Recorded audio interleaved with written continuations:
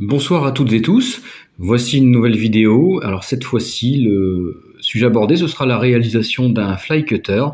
Donc le fly cutter est un outil de coupe assez basique qui permet de faire à l'aide d'un tour à métaux des opérations simples de rectification de surface et de fraisage. Euh, Tout simplement parce que pour l'instant, je n'ai pas encore de fraiseuse dans l'atelier. Je suis parti d'un bloc d'acier de récupération qui a été dans un premier temps dégrossi à l'aide de l'oxycooper pour avoir des dimensions extérieures capables d'être utilisées avec une scie à ruban métallique d'atelier.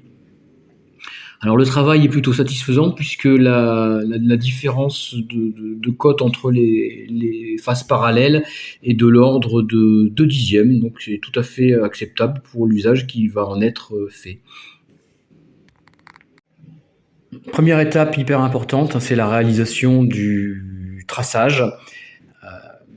Celui-ci va être réalisé à l'aide d'un marqueur, d'une pointe à tracer, d'un réglé, d'un pied à coulisse et d'une équerre de mécanicien. Voici le résultat obtenu.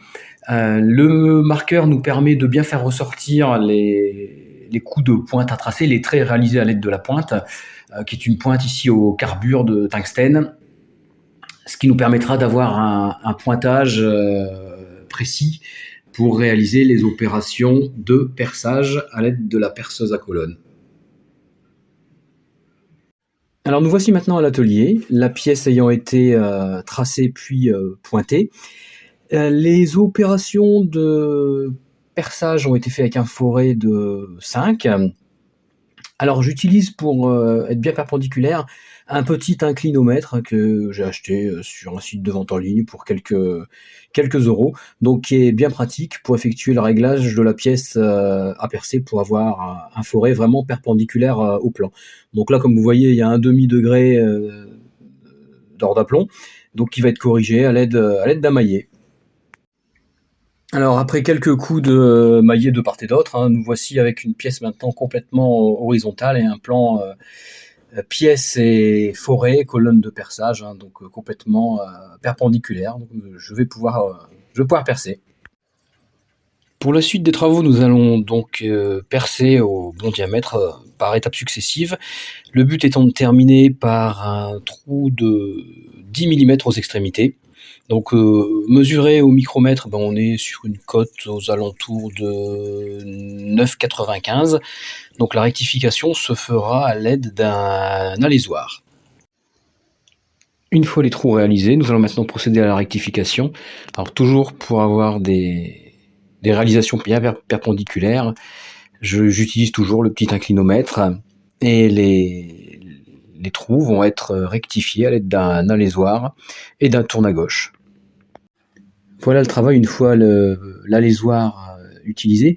Donc vous pourrez regarder et vérifier que les dernières limailles ont été relevées à l'aide du tourne à gauche pour la mise à la cote précise.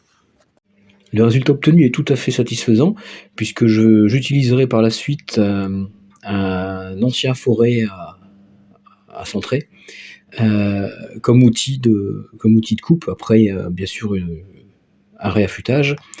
Alors, le résultat obtenu, vous voyez, il est quand même plutôt satisfaisant puisqu'il n'y a quasiment pas de jeu lorsque l'on met l'outil de coupe dans l'alésage qui a été réalisé. Les travaux d'alésage sont maintenant terminés pour cette partie. Nous allons maintenant passer à la partie verrouillage de l'outil de coupe, qui sera lui dans ce trou. Le verrouillage sera fait à l'aide d'une vis de blocage, CHC. Le percement ici a été fait en diamètre 5 pour pouvoir nous permettre de faire un taraudage en pas de 6 par 100, donc à l'aide du tourne à gauche. Nous voici maintenant sur le tour à métaux pour la suite du travail. Donc la difficulté a été de trouver un calage le plus efficace possible pour centrer la pièce. Alors on a un mandrin à 3 morts qui est plutôt utilisé habituellement pour serrer des pièces des pièces cylindriques. Mais bon, là, il a fallu rattraper l'axe de la pièce en y mettant des cales. Alors pour ce faire, hein, j'ai utilisé la contrepointe et une pointe tournante pour essayer de centrer au maximum les outils de coupe. Donc là, comme vous voyez, la pièce est plutôt bien centrée. Donc nous allons maintenant réaliser le percement. C'est parti pour un premier trou, diamètre 7.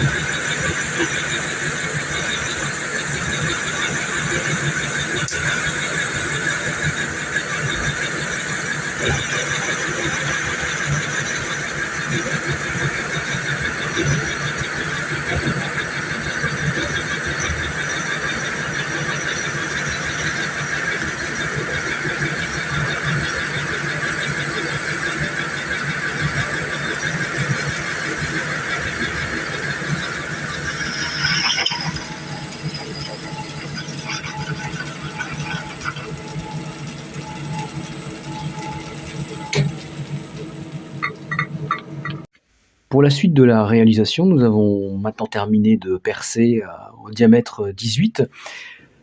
Pour augmenter maintenant le diamètre, nous allons utiliser un barreau d'alésage qui va nous permettre, par passes successives, d'enlever de la matière pour se rapprocher le plus possible du diamètre souhaité, donc qui est 20,02. Je vous expliquerai pourquoi un peu après. Et la finition sera faite à l'aide d'un alésoir diamètre 20 H8.